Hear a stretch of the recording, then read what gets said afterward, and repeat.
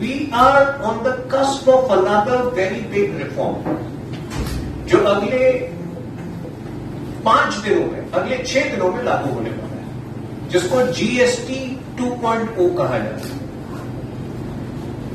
कुछ लोगों की शिकायतें थी कि जो जीएसटी का दर है वो थोड़ा अधिक है, कम होना चाहिए। शुरुआत के स्टेज में हमें वो रेवेन्यू चाहिए थे। अब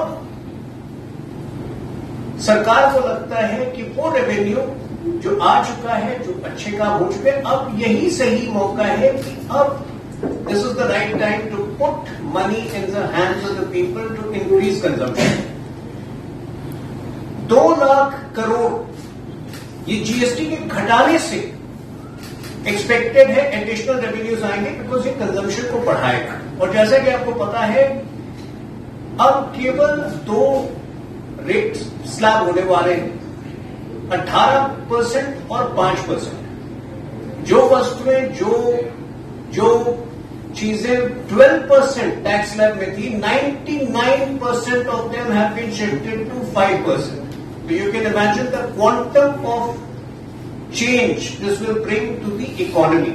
When it comes to common man, आपको पता है कि सबसे ज्यादा इसका असर हाउस होल्ड आर्टिकल्स पे पड़ने वाला है। डेयरी रिलेटेड कंजम्पशन आर्टिकल्स जो है वो सीधे 5% से 0% हो गए। किराने के अधिकांश सामान 12% से 5% पर आ गए हैं।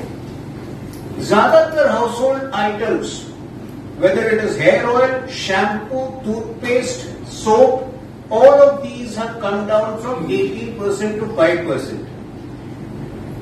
Kitchen articles, most of the stuff which is used in the kitchen utensils, that has come down from 12% to 5%.